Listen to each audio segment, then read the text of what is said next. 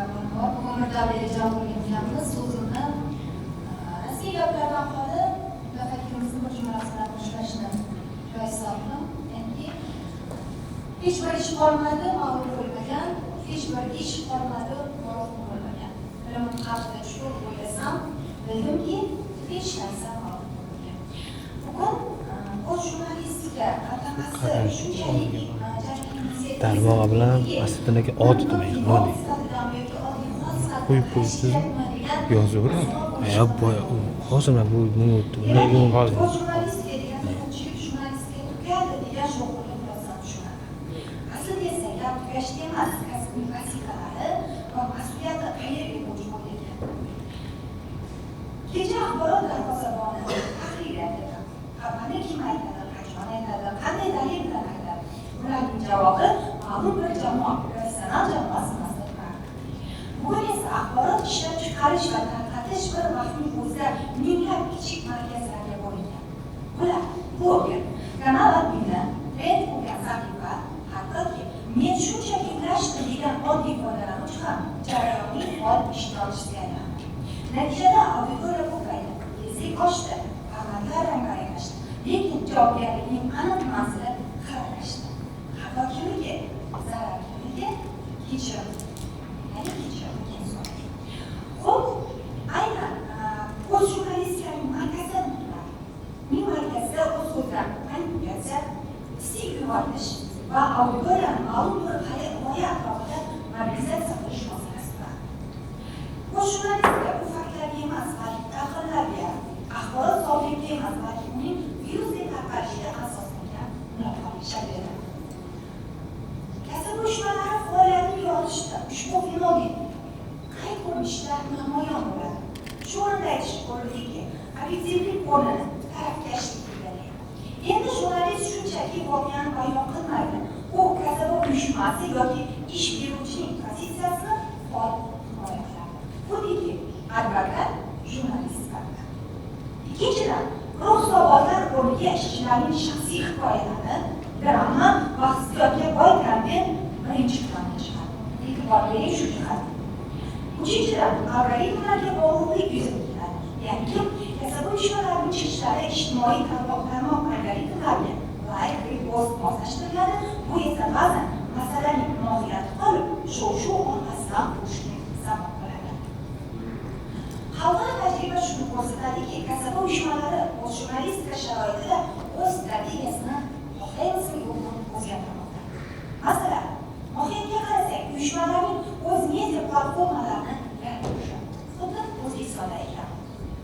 Kasaba uyushma uchun foydasi tashqi ommaviy axborot vositasi sensurasidan xoli bo'ladi.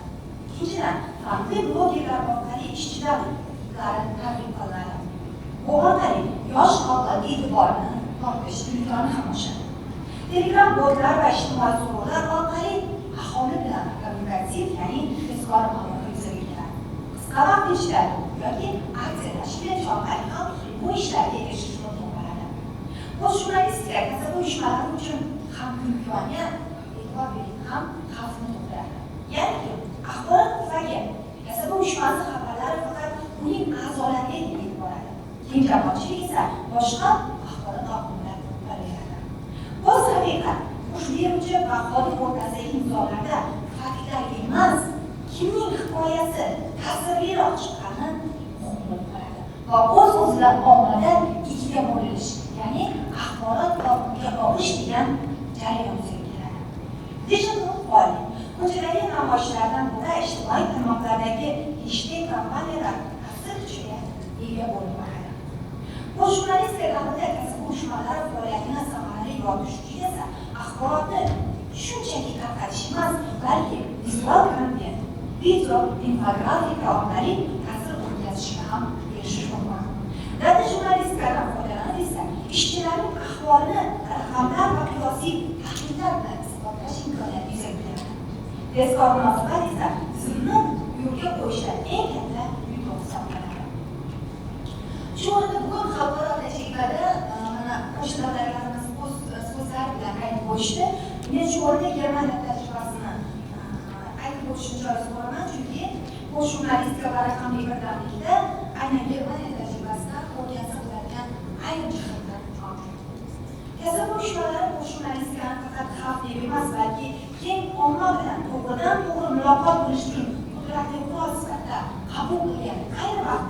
Germaniya kasb uyushmalari an'anaviy bosma nashrlardan e'tibor bering, an'anaviy bosma nashrlardan voz kechmagan holda bu jurnalistik trendlarni o'z faoliyatlariga muvaffaqiyatli tatbiq eta olishdi.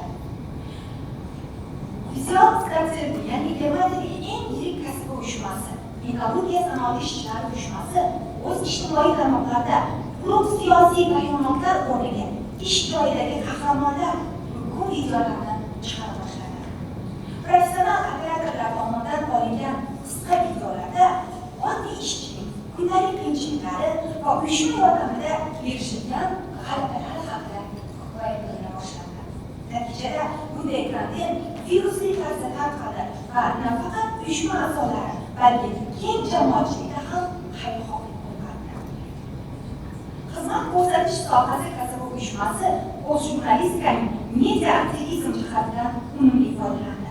Ya'ni ish tashlashlar paytida ular nafaqat ko'chaga chiqishadi, balki maxsus interaktiv xaritalar va onlayn strimlar tashkil etishadi.